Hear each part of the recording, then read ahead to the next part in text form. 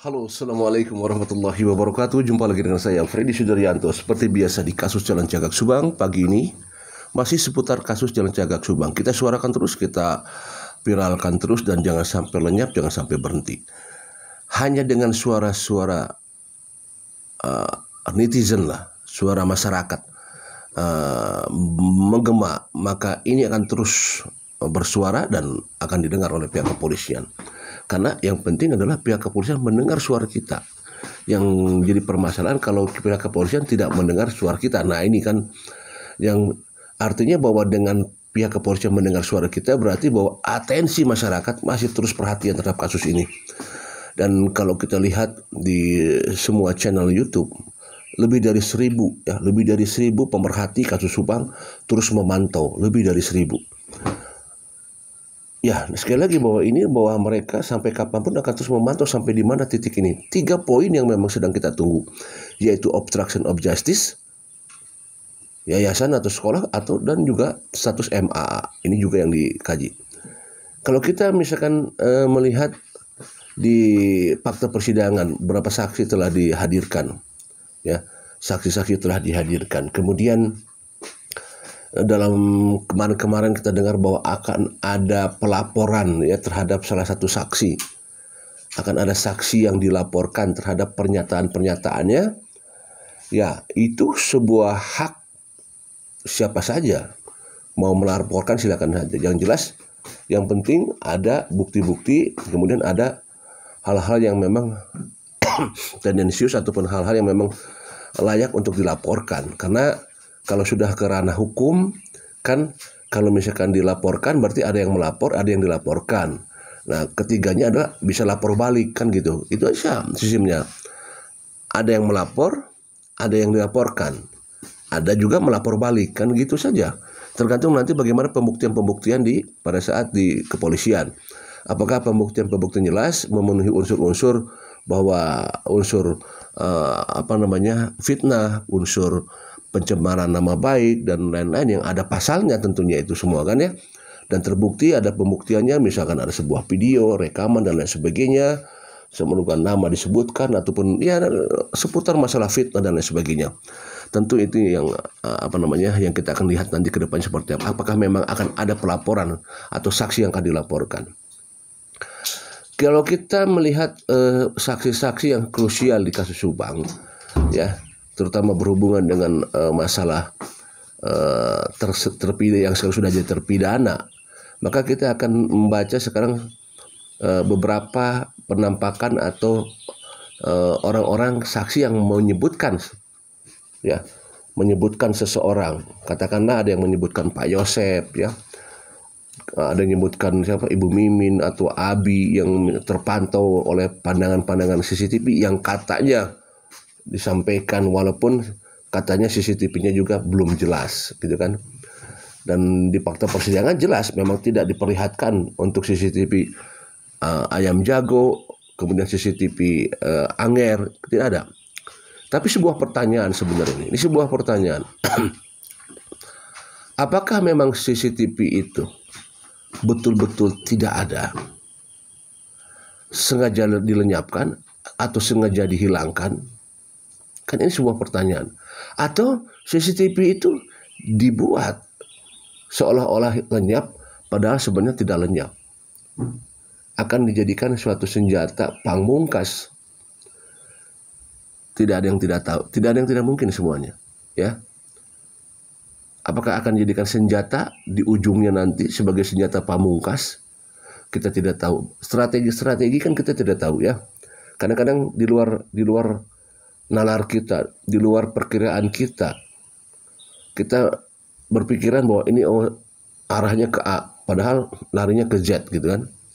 Karena strategi itu kita tidak tahu seperti apa. Kenapa? Karena yang berpengalaman tentang strategi ini tentu orang-orang yang memang sudah terlatih dan sudah berpengalaman. Pihak kepolisian sudah berpengalaman menghadapi berbagai macam kasus. Pasti mereka juga punya strategi khusus. Sekarang pertanyaan juga, apakah gambar atau CCTV untuk Anger khususnya yang katanya melihat pergerakan Pak Yosep dan orang yang berjaket hitam adalah benar-benar lenyap, ataukah disimpan, diamankan untuk jadi suatu saat ke depannya sebagai senjata untuk senjata akhir. Apakah mungkin seperti itu? Sekali lagi kita tidak tahu ya. Tapi yang jelas bahwa pernyataan Anger ada suatu keberanian. Keberanian yang dia menyebutkan nama seseorang, dan seseorang itu adalah tersangka, yaitu Pak Yosep. Ya, ini suatu keberanian dari saudara Anger. Saudara Anger dikuatkan oleh Ibu Cici. Pernyataannya bahwa memang melihat ada Pak Yosep. Dan ada pergerakan juga yang satunya lagi berjaket hitam. Ada yang memakai topi. Apakah terlihat wajah? Apakah terlihat mimik mukanya? Ataukah hanya sekedar terlihat body language-nya saja? Gerakan badan, ya, tipe badan, pakaian, topi, dan lain sebagainya yang seolah-olah seperti mirip. Bagaimana kedekatan daripada Anger atau Ibu Cici terhadap Pak Yosep? Apakah memang sering Pak Yosep terlihat oleh mereka, oleh Ibu Cici dan Anger, atau sering berbelanja ke tokonya Anger, ya, sehingga bisa fokus bahwa itu yang terlihat adalah siapa? Pak Yosep. Saya pernah menyampaikan bahwa di video saya sebelumnya, pada saat pengambilan CCTV, apalagi CCTV yang case-nya adalah kasus pembunuhan, tentu ada prosedur pengambilannya. Kemudian juga ada tanya jawab tentunya. Ada tanya jawab antara yang mengambil CCTV dan yang diambil CCTV-nya. Artinya antara pihak kepolisian dan Anger pasti ada tanya jawab. Bagaimana, apakah ini bisa dilihat apa tidak? Ya, untuk ini dikasih izin boleh langsung dilihat. Pada saat dilihat kan ada operator. Operatornya pasti yang punya CCTV. Di sana pasti ada perbincangan. Dan meminta izin itu kan mengambil CCTV nggak mungkin serta-merta mengambil tanpa dilihat dulu kan. Mustahil itu. Secara akal sehat pasti akan dilihat dulu.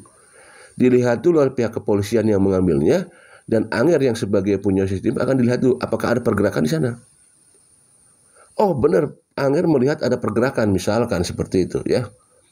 Dan tentunya itu kan dilihat juga oleh pihak kepolisian yang melihatnya di sana.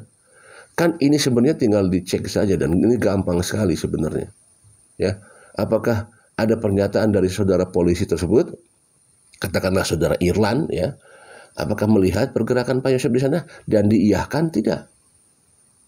Tanggal berapa Pak Yosep, Anger dan Ibu Cici melihat pergerakan Pak Yosep tersebut? Kemudian tanggal berapa pihak kepolisian datang untuk mengambil CCTV tersebut? Kan itu ada jarak memang.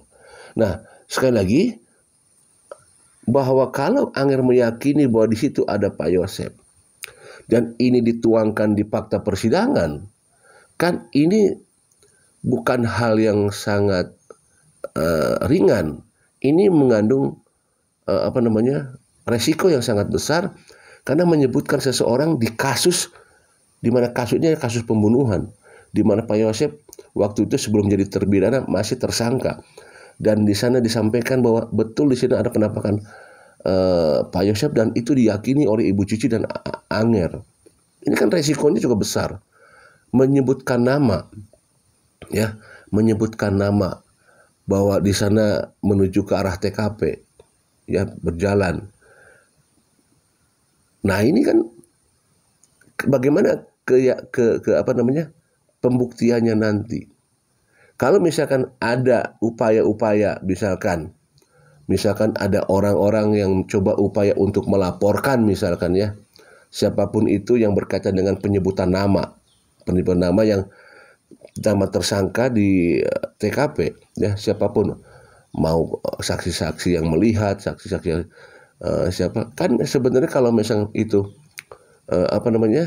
kalau misalkan itu merasa difitnah, misalkan ya, dia difitnah bahwa saya tidak ada di sana, ya kan? Dengan menyebutkan nama berarti kan itu proses pemitnahan. Ini di konten saya dulu sudah lama, saya pernah mengatakan, kalau memang Anda merasa tidak melakukan, ya tidak merasa melakukan, tidak ada di TKP, lapor balik dong, karena sudah ada unsur fitnah, sudah ada unsur pemitnahan, dan itu ada pasalnya. Itu sudah saya sering sampaikan di video saya, sampai 3 kali saya bikin video itu. Kalau memang Pak Yosep tidak ada, merasa tidak ada di TKP, dan sekarang Pak Yosep disebut-sebut, karena ini sudah pencemaran nama baik, sudah di blow up di media, lapor balik dong. Saya pernah mengatakan demikian. Pernah ada jawaban waktu saya pernah dengar, nanti sampai tunggu akhir katanya. Seperti itu. Ya kalau sudah jelas, mohon maaf, saya hanya memakai logika. Saya hanya memakai logika. Kalau misalkan saya benar-benar lagi tidur, ya. Saya pernah diskusi dengan beberapa YouTuber, ya. Kalau saya lagi tidur atau Anda lagi tidur, betul-betul Anda tidak keluar rumah semalaman dari jam 6 sampai jam 0, dari jam 6 sore sampai jam 6 pagi, tidak ada kemana-mana. Tiba-tiba Anda disebut sebagai pembunuh. Apa sih reaksinya? Kan gitu ya.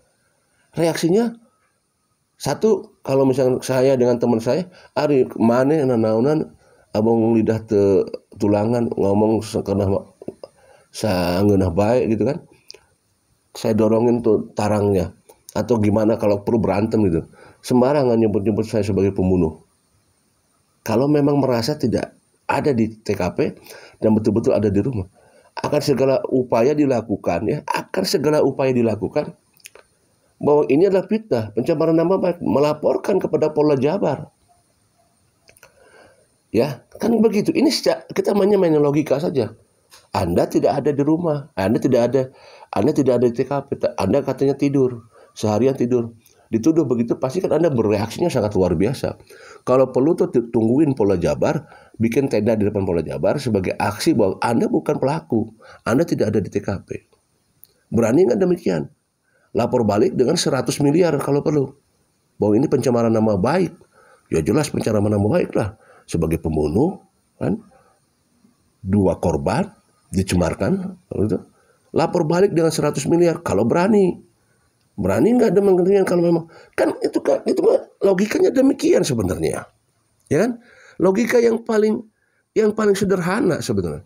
Ya kalau saya diulang-ulang lagi, ini pasti penonton juga pasti sebel nih, muter-muter aja, muter. Ya untuk menjelaskan gitu ya, untuk menekankan bahwa kalau Anda memang bukan pelaku, Anda bukan tidak ada di TKP, Anda lagi tidur di rumah betul-betul, lapor balik dengan 100 miliar. Berani nggak demikian? Gitu kan? Tapi kan sampai sekarang belum ada. Walaupun dengar-dengar kemarin mau ada laporan terhadap saksi, saya tidak tahu. Saksi siapa yang akan dilaporkan? Ya saya tidak tahu. Tetapi saya baru dengar-dengar aja dari telinga saya, mendengar katanya akan ada yang dilaporkan. Siapa yang akan dilaporkan? Ya kalau memang ada yang dilaporkan, baik, itu akan lebih baik. Siapa yang dilaporkannya? Gitu kan? Tuntut balik kalau perlu, ya 100 miliar. Biar rame. Karena begini, suatu kasus itu akan suatu terbuka kalau sudah ramai nantinya. Nah, justru kalau misalkan adem ayam, jangan sampai adem ayam, bikin rame aja. Ya bikin rame. Biar nanti lama-lama akan terbuka ininya, urutannya nanti akan terbuka sendiri, terbongkar nanti gitu kan. Bikin rame, kalau ada laporan, laporkan saja, pengen tahu sampai di mana kan, pelapornya sampai di mana, apakah memang pelaporannya itu bisa dibuktikan apa tidak.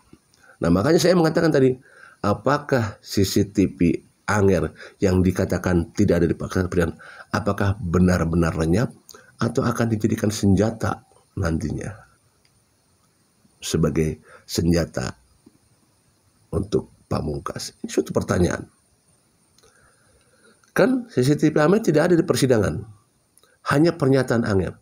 Tapi pernyataannya adalah apakah benar CCTV itu tidak ada, dilenyapkan atau disimpan sebagai bahan untuk peluru di akhirnya.